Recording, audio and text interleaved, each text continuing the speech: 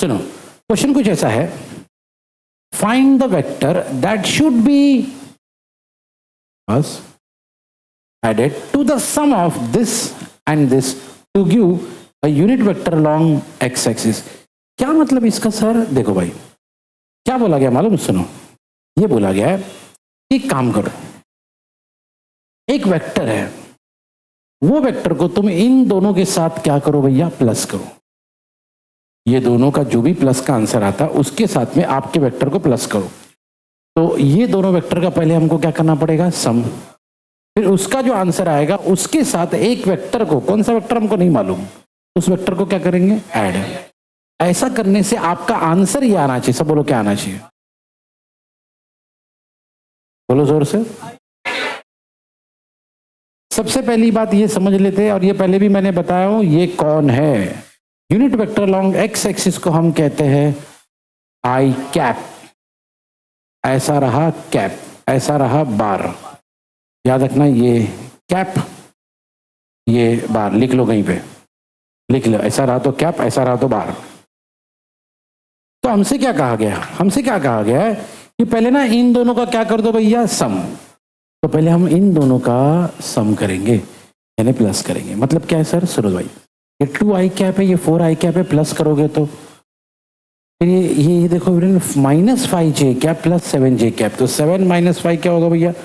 2j cap. अब यहाँ पे आ जाओ, 3k - 4k, 3 - 4 होता है -1, यानी -k कैप। तो हमने इन दोनों का क्या किया भैया? सम किया, तो आंसर ये मिला। हमसे कहा गया है इस आंसर के साथ एक वेक्टर, कौन सा वेक्टर नहीं मालूम, नहीं मालूम, इसलिए उसको हमने क्या नाम दिया? पी बार। तो भैया इस वेक्टर के साथ ऐड करो। बोले इन दोनों का जो भी सम आएगा उस वेक्टर के साथ उसको, तो आपका आंसर ये आना आएगा। क्या आएगा?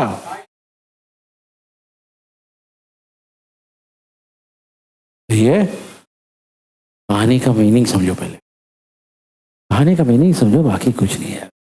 देखो फिर एक बार, हमसे कहा गया था ये आपके दो वेक्टर है जिनका आप, हमने दोनों का सम निकाला, ये आया।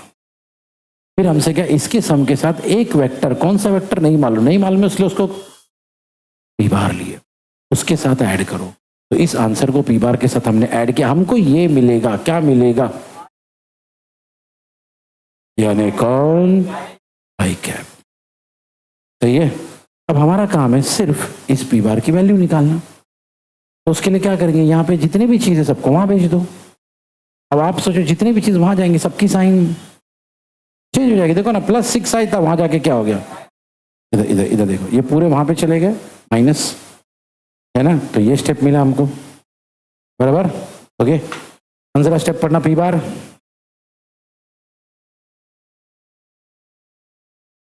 भैया क्योंकि सर ऐसा, क्योंकि हमारा इंटरेस्ट किस में, तो बाकी जितने भी थे सबको वहां भेज दे, सब प्लस में थे, वहां जाके क्या हो गए?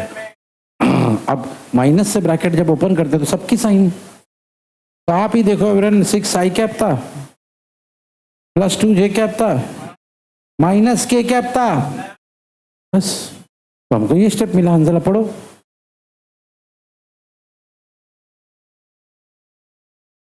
बस अब एवरेन दो लोग आई कैप है, बाकी सब तो सिंगल सिंगल है। तो आई कैप मतलब 1i कैप -6 आई कैप, 1 - 6 क्या होगा? -5। बाकी -2j ऐसी ऐसी रहेगा, क्योंकि और कोई जे वाला बंदा ये भी ऐसी रहेगा। तो अपना आंसर क्या मिला? बोलो सब, है ना? पूरा बोलो जोर से।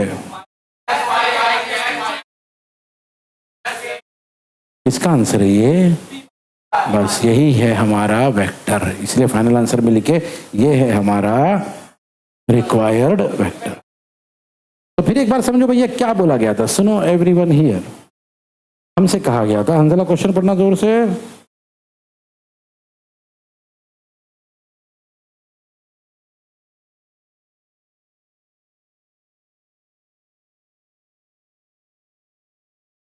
क्वेश्चन का मीनिंग समझो पहले, क्या बोलना चाह रहा है क्वेश्चन। कि भैया दो वेक्टर है तुम्हारे पास, ये और ये, इनका क्या करो पहले? बस पहले हमने उसी का सम किया। सम मतलब प्लस ना, ये मिला। इधर इधर इधर इधर इधर, बोले इनके साथ में एक वेक्टर को ऐड करो। कौन सा वेक्टर नहीं मालूम, नहीं मालूम है इसलिए उसको क्या लिए, तो इस आंसर को पी बार के साथ प्लस करो, क्या मिलेगा। Yusuf first bench, okay, unit vector along x x, सही है, ओके। हियर अंदर अंदर हो जाओ। तो हम ये स्टेप पे पहुंचे, अंदर स्टेप पढ़ना जोर से।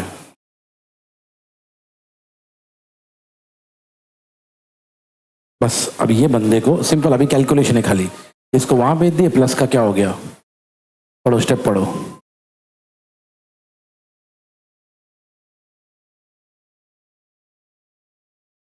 जरा फटाक से पढ़ने का, टाइम नहीं लगना चाहिए, ठीक है। सुनो अभी, अब उसके बाद है क्योंकि यहाँ पे माइनस है, सबकी साइन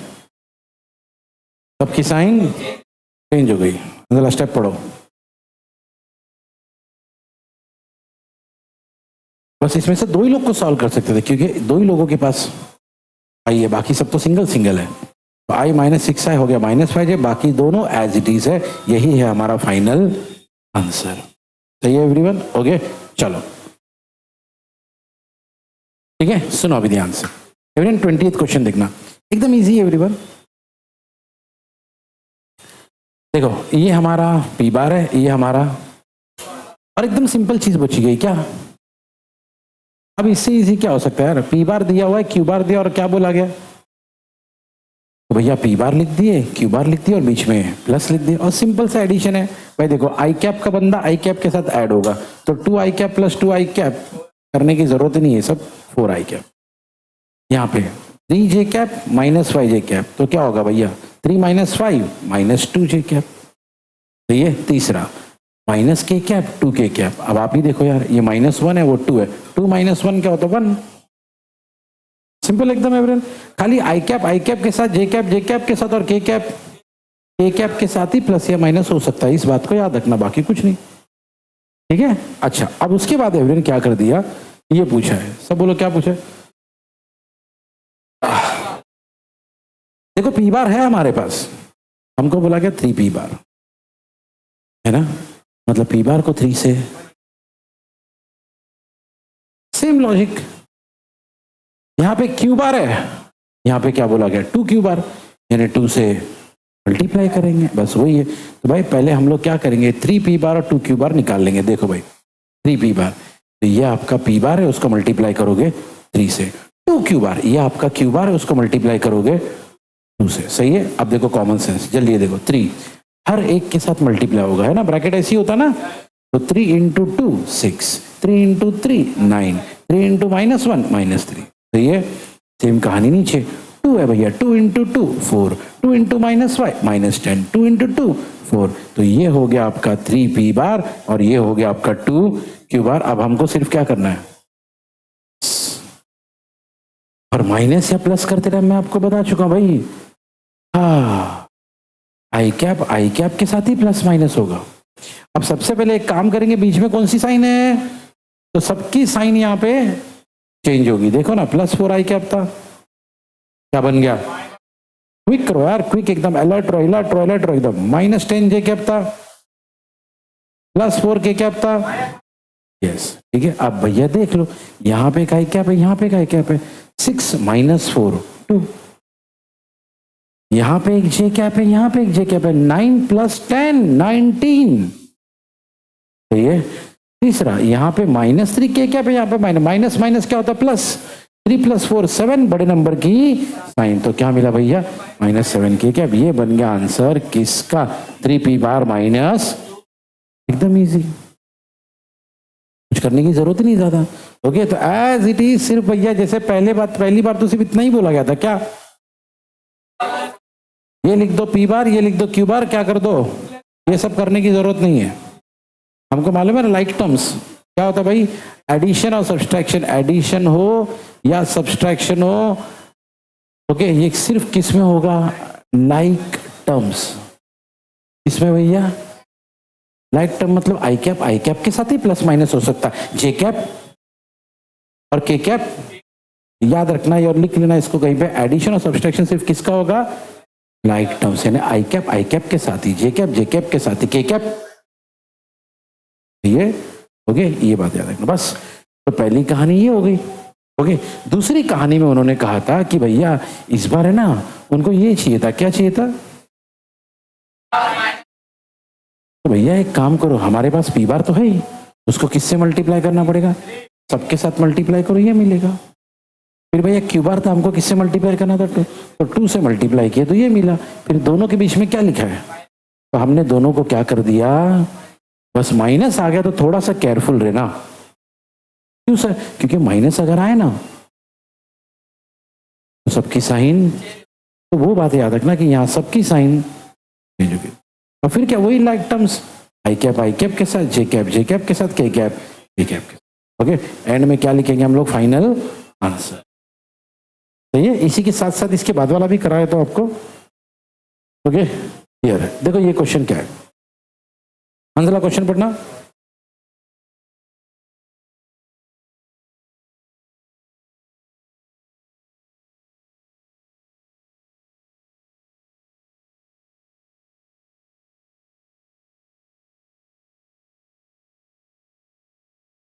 सुनो भाई कहानी क्या है। इस बार क्या बोला गया, हमारे पास एक वेक्टर है और एक और वेक्टर है। हमको बोला गया इन दोनों का, पहले इन दोनों का ये निकालो। क्या? ये पहला काम है, इन दोनों का क्या निकालो? रिजल्ट। इसलिए देखो हमने पहली लाइन में क्या लिखा, सब पढ़ो। तो ये हम लोग अपने दिल से नहीं करते रहते कि ये करना ये करना, नहीं भाई, क्वेश्चन बताता हमको कि क्या करना है। क्वेश्चन ने कहा कि भैया पहले आप एक काम करो, इन दोनों का क्या निकालो। चलो पहले रिजल्टेंट निकालते हैं। अब रिजल्टेंट के लिए हमारे पास टेक्निक है, तो हमने पढ़ा था triangle law of vector addition, और एक सेकेंड और क्या पढ़े थे? खड़े रहो, नेक्स्ट इमीडिएटली फटाफट खड़े होने का, नेक्स्ट नेक्स्ट नेक्स्ट जल्दी, 1 सेकंड में खड़े हो जाने का। यहां से पीछे, लाइन से एकदम पीछे, जल्दी खड़े हो।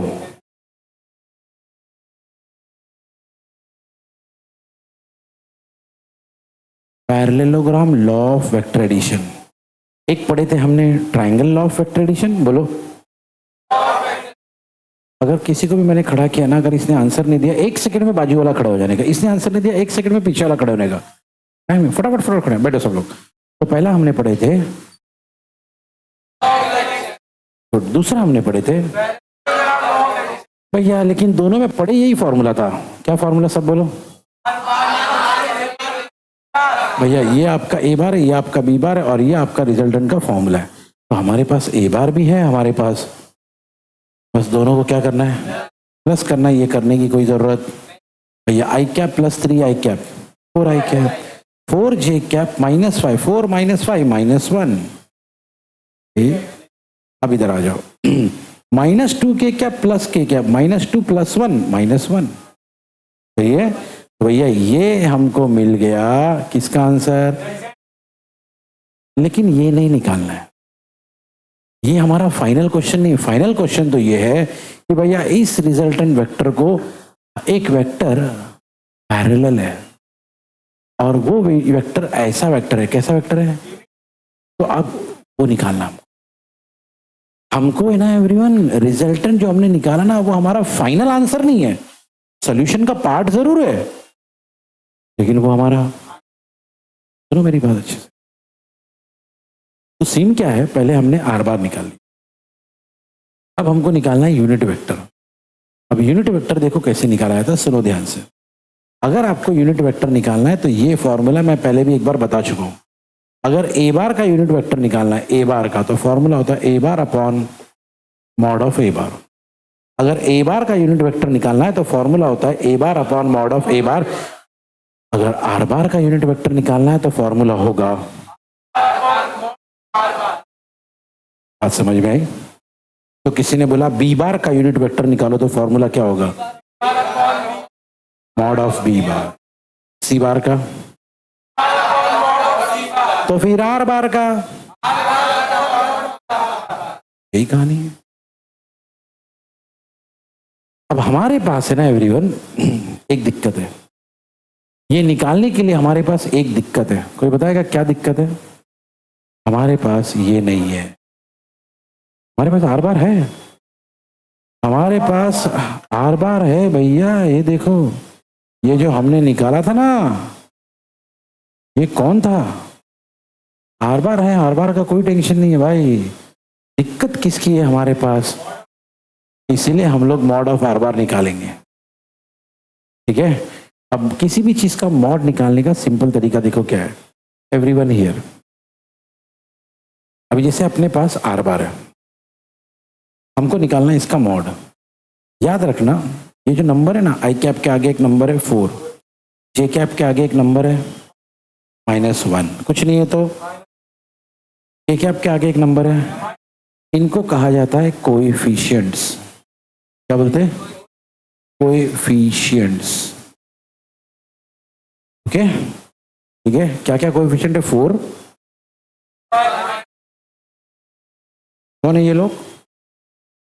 तो कभी भी अगर आपको मॉड निकालना है तो मैं आपको एक टेक्निक बता रहा हूं भैया, यही टेक्निक यूज करेंगे हम लोग। क्या टेक्निक यूज करेंगे sir? Under root of squaring and adding the coefficient. Under root of, फिर से बोलो, स्क्वायरिंग एंड एडिंग। फिर से बोलो। अच्छा, हमारे कोई भी सुनो सुनो सुनो, लिखो मत लिखो, मैं टाइम दूंगा। हमारे पास कोएफिशिएंट क्या क्या थे? हमने क्या बोला? अंडर रूट डालो। देखो अंडर रूट डाले, फिर लिखा है उनको स्क्वायर करो, और जरा आप ही बताओ क्या वही हो रहा है? स्क्वायर भी किया। ये टेक्निक याद रखना, कभी भी अगर मॉड्यूलस निकालना है या मॉड निकालना है या मैग्नीट्यूड, कुछ भी नाम दे तो यही है टेक्निक। क्या होगी? Under root of adding the coefficient.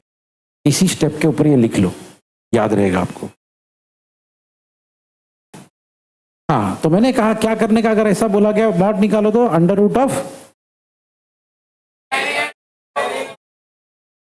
मेरे पूछने में और आपके बताने में ना 1 सेकंड का भी गैप नहीं चाहिए, फटाक से आंसर आना चाहिए।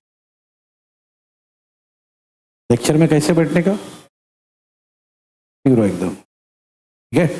चलो भाई, तो 4 का स्क्वायर हो गया 16, -1 का स्क्वायर हो गया 1, ये -1 का स्क्वायर हो गया 1, 16 + 1 + 1 क्या हो गया? 18। अब रूट 18 को ऐसा लिख सकते क्या? Under root 9 × 2। रूट 18 मतलब 9 × 2 ना। अब 9 का स्क्वायर रूट क्या होता है? 3।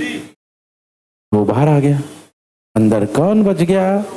तो हमारा आंसर आया 3√2। क्या आंसर है भाई? किसका आंसर है ये? याद रखना, ये भी हमारा फाइनल आंसर नहीं है, क्योंकि फाइनल आंसर में हमको क्या निकालना है भाई? तो यूनिट वेक्टर का फॉर्मूला देखना, बराबर से ये होता है R bar upon mod of R bar. और क्योंकि unit vector parallel to R bar है तो उसको ऐसा लिखेंगे आर कैप। हमेशा यूनिट वेक्टर के ऊपर क्या डालते? कैप। क्या डालते? ओके, सुना आपने एवरीवन? तो फॉर्मूला बन गया R cap equal to R bar upon mod of R bar. सब बोलेंगे, बोला ही नहीं इसने, बोला ही नहीं। इसी बात पे इंपो मिलेगा तेरे को। कौन आगे निकल गया तो? हाँ, चलो एवरीबडी हियर, ठीक है। चलो सुनो, अच्छा अभी एवरीवन, ऊपर क्या लिखा है? आर बार हमारा ये था, है ना। नीचे क्या लिखा है? मॉड ऑफ आर बार हमारा ये है, ठीक है। ओके, आप ऐसा लिखो तो भी चलेगा, या तो 1 मत लिखो, डायरेक्ट क्या करना 3√2 को इसके तो भी चलेगा, ठीक है। ऐसा 1 अपॉन करके लिखने की कोई कंपलसरी जरूरत नहीं है, ठीक है। बात समझ में आई एवरीवन? सिंपल है। तो क्या क्या एवरीवन, फिर एक बार देखना, यूनिट वेक्टर वाले क्वेश्चन आते हैं तो हमको ऐसा करना है। क्वेश्चन देखो कैसा था एवरीवन ईयर। हमारे पास क्या दिया गया था? ए बार, और हमसे बोला गया था, सब बोलो, फिर से बोलो, फाइंड। तो पहले हमने क्या किए? ए बार और बी बार का कैसे सब बोलो। ये हमारा ए बार था, ये हमारा, हमने दोनों को ये मिला, ये हमारा है आर बार। लेकिन हमको आर बार नहीं चाहिए, याद रखना। आर बार निकालने के बाद खुश नहीं हो जाना कि भाई रिजल्टेंट आ गया चलो अगले क्वेश्चन पे, नहीं भाई, वो हमारा फाइनल आंसर। ओके, हमको निकालना यूनिट वेक्टर। यूनिट वेक्टर का ये फॉर्मूला है क्या, आर बार हमारे पास है लेकिन क्या नहीं है,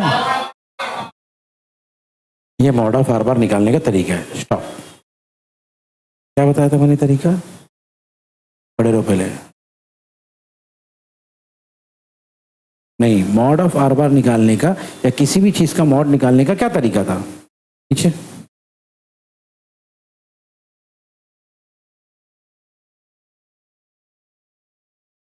पहले पहले खड़े रहो, स्क्वायरिंग एडिंग बाद में बोलो।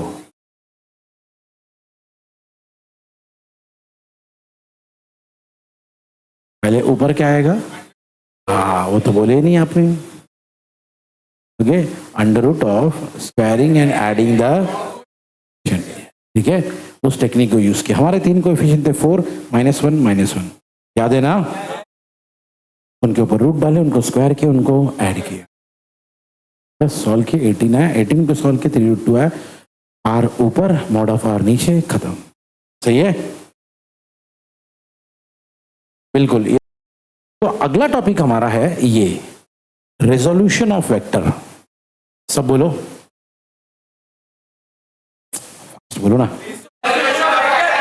Resolution of vector. अब ये क्या होता है, रेजोल्यूशन ऑफ वेक्टर क्या होता है, सुनो भाई।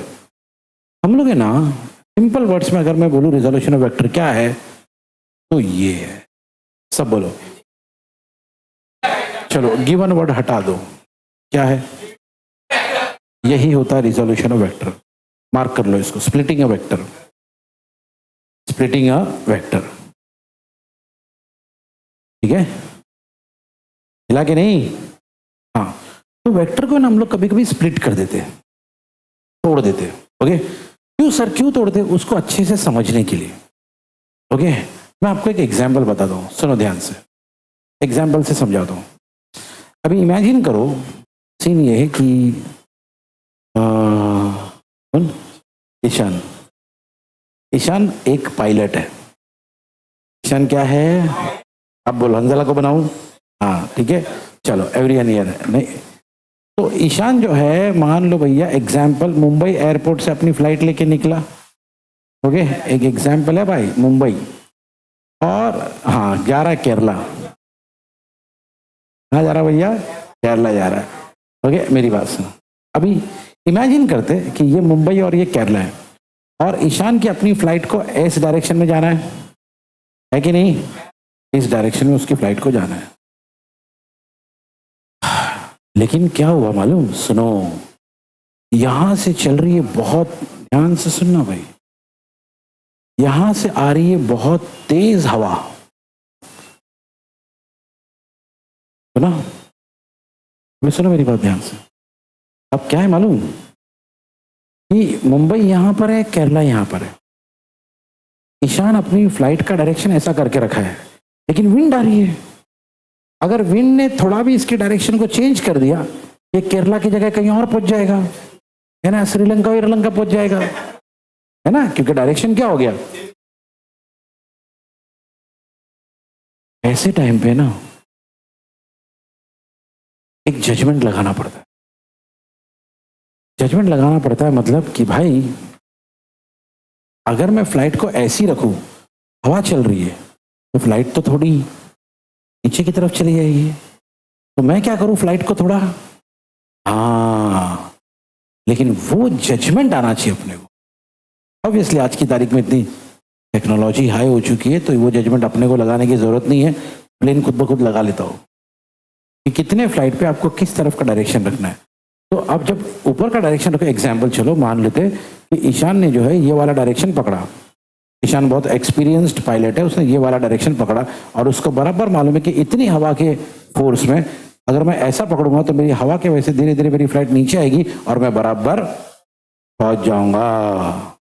हाँ, और वाह मेरे रिश्तेदार आए लुंगी पहन के सब लोग यार ओके नारियल पानी हाथ में ले गए ओके काला चश्मा पहन के white lungi okay hair border golden border उसकी ओके सब नारियल पानी लेके खड़े हुए आगे यार तंगबली आ गए बोले सुन मेरी बात। तो ये जो हमने देखा ना यार ऐसा जाना था ऐसा जाएंगे ये हम क्या कर रहे हैं मालूम हम वेक्टर को तोड़ रहे हैं। फ्लाइट में एक डायरेक्शन है और जिस चीज में डायरेक्शन था उसको हम वेक्टर बोलते हैं बराबर। तो हमें ना ये जो अंदाजा लग रहा है इधर जाओ क्या इधर जाओ ये क्या कर रहे हैं हम वेक्टर को तोड़ रहे भाई। इसी को कहा जाता है रेजोल्यूशन ऑफ वेक्टर। क्या कहते हैं इसको भाई इसका नॉलेज बहुत जरूरी है। नहीं तो तुम फ्लाइट में बैठोगे फ्लाइट को लेके जाओगे विंड आएगी फ्लाइट कहीं और चली जाएगी तुमको पता भी नहीं चलेगा। फ्लाइट में पता थोड़ी ना चलता है। रोड पे ट्रैवल करना बड़ा आसान है भाई। रोड पे ट्रैवल करते करते तुमको बराबर पता चलता है अरे यार रास्ता कुछ अलग लग रहा बोले ये बिल्डिंग थी नहीं ये दुकान था नहीं ये ऐसा नहीं था वैसा याद आ जाता अपने को है कि नहीं।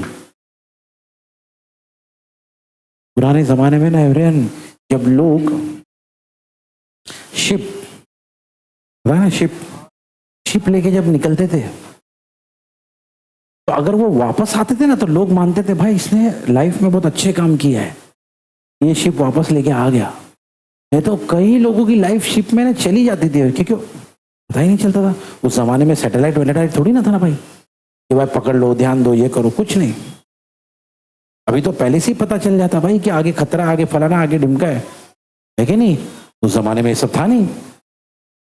तो जब शिप लेके लोग वापस आते थे ना कोई बड़ी चीज करके जश्न होता था कि भाई इन्होंने कुछ अच्छा किया है। क्योंकि एक बार तुम शिप लेके समंदर में चले गए ना तो तुम ऐसा नहीं बोल सकते ना ये पानी कुछ अलग लग रहा है। सब पानी सेम ही लगता है भाई।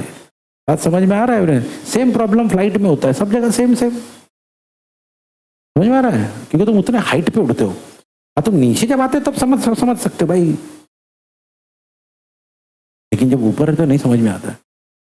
यही दिक्कत है इसीलिए हमको रेजोल्यूशन ऑफ वेक्टर का नॉलेज चाहिए। तो रेजोल्यूशन ऑफ वेक्टर शॉर्ट में क्या भैया स्प्लिटिंग ऑफ वेक्टर क्या भैया ये। हाँ अब जब सुनो लिखा है जब हम वेक्टर को स्प्लिट करते हैं मान लो ये एक वेक्टर है आर बार उसको हमने स्प्लिट किए R X R Y. Sir ऐसा कैसा नाम दिया तुमने आर एक्स और वाई ये एक्स एक्सिस पे और ये इसलिए इसको नाम दिए आर एक्स और इसको नाम दिए तो ये आर वाई है। ये तो आपका वेक्टर है ये जो जिसमें आपने स्प्लिट किया ना इसको आर एक्स और आर वाई में इसको कहते हैं क्या कहते हैं। ये छोटी छोटी बातें ना जो मैं समझाता हूँ लिख के रखो उसको अपनी समझने वाले लैंग्वेज में कि हाँ ऐसा रहा तो है ना ये वेक्टर है आर एक्स और आर वाई जो है ना वो कंपोनेंट है। हाथ चलते रहना चाहिए एवरीवन हाथ लगातार चलता रहना चाहिए आपका। बोल रहा तो भी ऐसी बैठा है हाँ मैं बोल रहा हाथ चलता रहे बोलता हाँ और ऐसी बैठा है।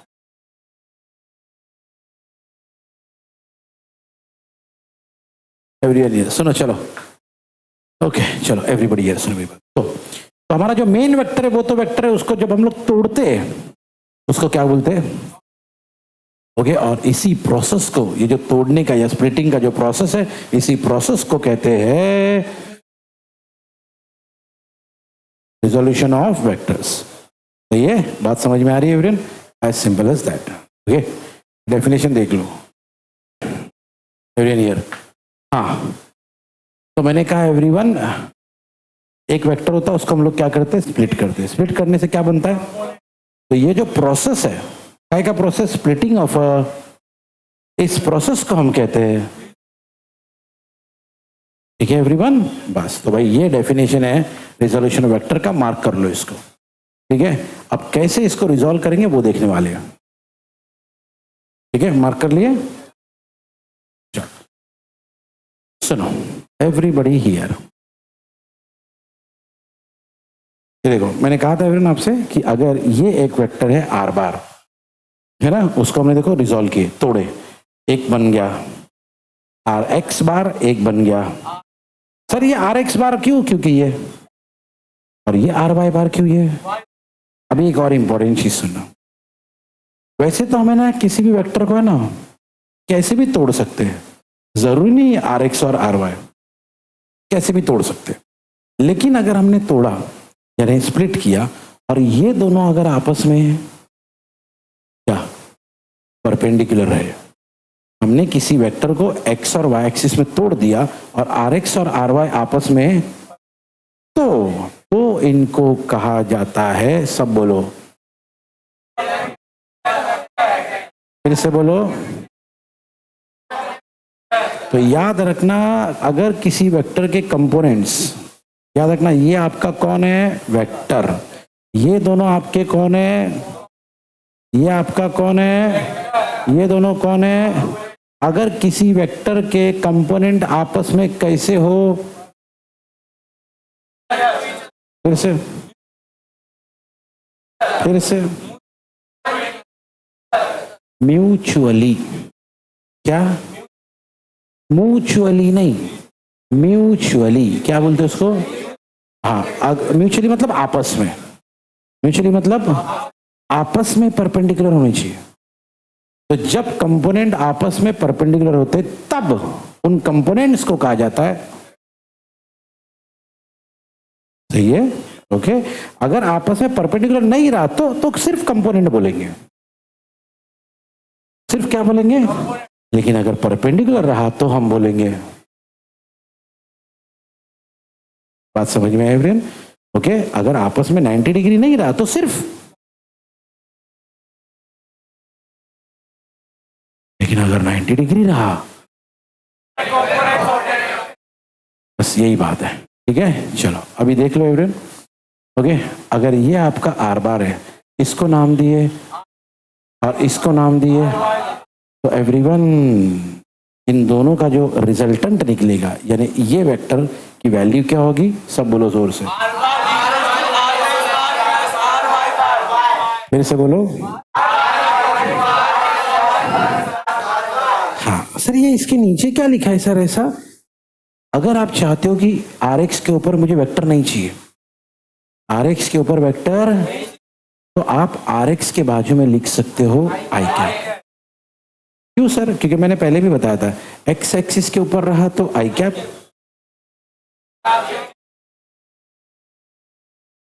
ठीक है फिर से बोलो एक्स,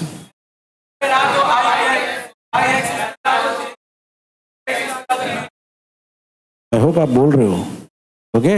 हियर हियर ठीक है, अंजला की तरह लिपसिंग कोई नहीं मार सकता भाई, अंजला के पास अलग टैलेंट है, सब इधर देखो हियर। सिमिलरली भी आर वाई बार है, आप चाहते हो कि आर वाई के ऊपर बाहर नहीं डालू, चलेगा, आर वाई के बाजू में क्या लिख दो, जे कैप ओके। याद रखना ये आई कैप और जे कैप कौन है, आई कैप एक्स एक्सिस पे, ये तो एक और चीज जरा ध्यान से देखना, अभी नहीं है सब लोग है ना, इधर आ जाओ। कल भी हमने ऐसी कोई चीज पढ़ी थी, कॉस थीटा का फॉर्मूला क्या होता है, adjacent upon hypotenuse. Come on, भूल नहीं सकते भाई, भूलना अलाउड नहीं है, भूलना अलाउड नहीं है। क्या है कॉस थीटा का फॉर्मूला, चलो यहाँ पे ना एक ट्राइंगल है ओके, और वो 90 डिग्री है, तो ये आपका हो गया हाइपोटेनस और ये बाजू वाला कौन हो गया एडजेसेंट। कॉस थीटा क्या होता है, एडजेसेंट अपॉन, एडजेसेंट में कौन है, हाइपोटेनस कौन है ना, इसीलिए तो कॉस थीटा इक्वल टू,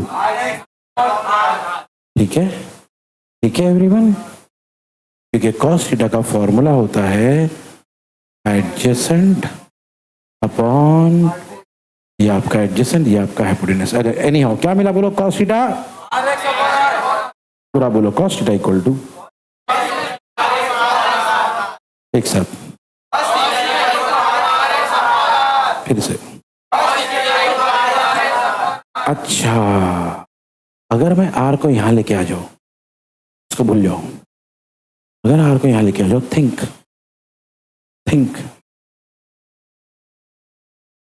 यही मिलेगा R X R cos theta, ये चलो इसको दे दिए इक्वेशन नंबर, ठीक है।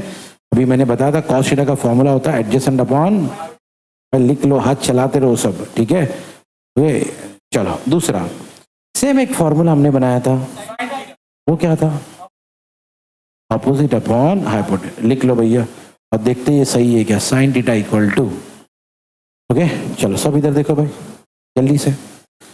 ओके अब है ना, ये जो हमारे सामने ना ये बंदा ये है, कौन है? रेक्टेंगल। रेक्टेंगल कौन है ये? अब रेक्टेंगल तुमने बचपन से सुना है ना। रेक्टेंगल में चारों साइड, रेक्टेंगल में क्या होता है? एक। हाँ भाई पीछे से शुरू कर दे साहिल। रेक्टेंगल में क्या होता है? रेक्टेंगल की प्रॉपर्टी, खड़े रहो जल्दी से, 1 सेकंड में खड़े हो जाने का भाई। मैंने क्या बोला था? उसने आंसर नहीं दिया, आगे वाला खड़े हो जाएगा। रेक्टेंगल की खास बात क्या है? अपोजिट साइड इक्वल होता है, अपोजिट साइड्स इक्वल होता है, ठीक है। इसने आंसर दिया वो खड़ा है और खुद बैठ रहा पीछे। ओके एवरीवन बैठो सब लोग, सुनो। तो अगर ये रेक्टेंगल है तो ये आर वाई, तो ये भी, अभी सुनो, ये थीटा का ऑपोजिट है और ये हाइपोटेनस है। थीटा के सामने ना ये, तो ये कौन हो गया? ऑपोजिट। और ये कौन है? हाइपोटेनस। साइन थीटा क्या होता है? Opposite upon sine theta equal to, सब बोलो, ऑपोजिट में कौन है? आर वाई, हाइपोटेनस में कौन है? आर। तो साइन थीटा इक्वल टू क्या हो गया? बस वही तो लिखा है यहाँ पे, सब देखो क्या लिखा है, पूरा एक साथ पूरा।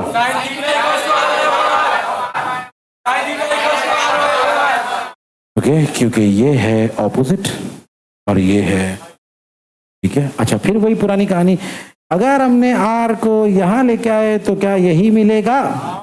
क्या मिला बोलो? पिछली बार क्या मिला था याद है? उसको हमने दिए थे, इसको हमने दिए। अब एक काम करेंगे, अंजला पढ़ना जोर से। हाँ इक्वेशन 1 और 2 को स्क्वायर भी करेंगे, और तो याद रखना लेफ्ट हैंड साइड के साथ प्लस होगा। एकदम साइलेंटली, कोई कुछ नहीं बोलेगा, खुद से खाली अपना माइंड चलाओ।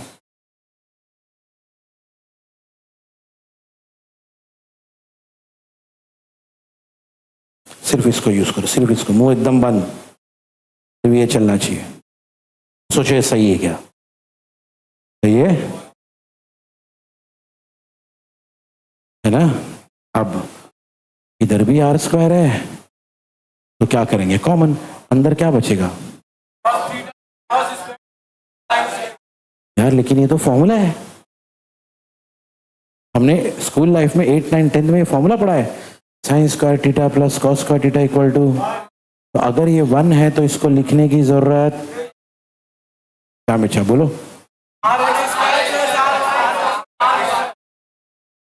सही है, R X square plus R Y square equal to.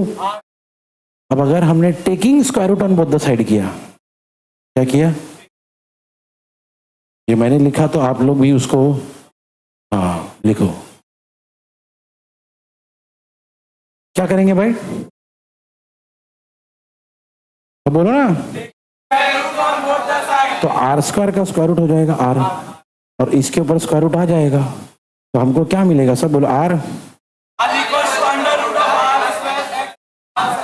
बस इसको कहते हैं क्या? Magnitude of R. सही है। कैसे किए फिर एक बार बता दूं, देखो भाई। सबसे पहले हमने ये डायग्राम देखे, ये हमारा वेक्टर था और ये दोनों उसके कंपोनेंट्स, ओके। और क्योंकि दोनों के बीच में, इसीलिए इसको बोलेंगे, ठीक है। चलो भाई, तो यहाँ पे जो कंपोनेंट है वो आर एक्स बार है, क्योंकि वो, और यहाँ पे जो कंपोनेंट है वो देखो यहाँ लिखा है, अंजला पढ़ो।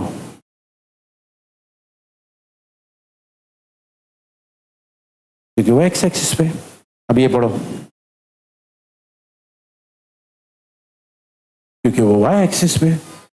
और फिर हमने ये यूज किया, क्या यूज किया? तो बोलो। और पैरेललोग्राम लॉ ऑफ वेक्टर कहता है कि अगर यहाँ पे एक कंपोनेंट है, यहाँ पे एक कंपोनेंट है, बीच में आपका रिजल्टेंट है, तो ये होगा, क्या होगा, सब बोलो।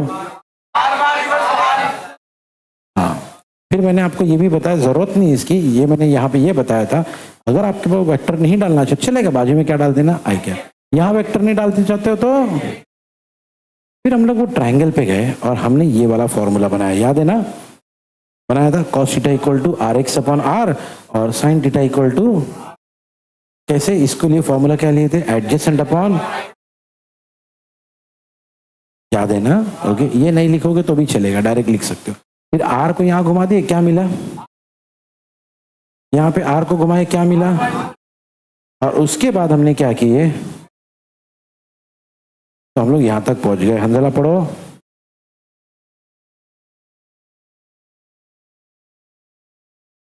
आर स्क्वायर कॉमन ले लिए, पढ़ो क्या मिला, वो तो 1 होता है, तो हमको ये मिला। क्या करने का, taking square root on R square का हो जाएगा आर, इसके ऊपर रूट आएगा। अंदर पढ़ो क्या मिला,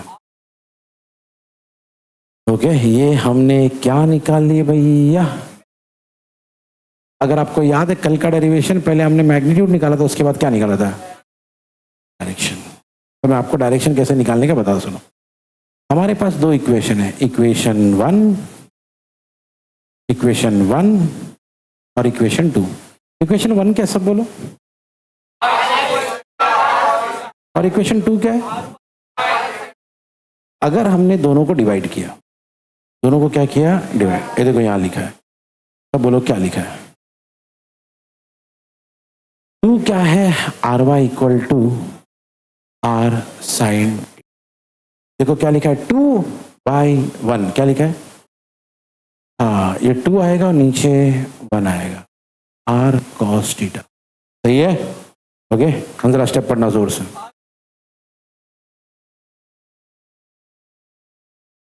फिर से R Y upon R X equal to, ऐसा पढ़ेंगे ना, R R, okay, sine theta upon cos theta क्या होता है, और लेफ्ट हैंड साइड में क्या है, यही मिला ना, क्या मिला, बोलो, आर वाई, अब बोलो, यहां पे लिखा था, अगर आपको ये चाहिए, क्या चाहिए, बोलो बोलो, तो क्या करना पड़ेगा, बोले बोलो, ये इक्वेशन 2 है, ये इक्वेशन, हमने दोनों को डिवाइड किया, आर आर हो गया cancel, sign theta upon cos theta हो गया, आर वाई अपॉन आर, इससे क्या मिलता है आपको, डायरेक्शन। तो ये ओके, ये सब लिख लो, बीच में क्या किया मैंने, वहीं पे लिख लो बाजू में।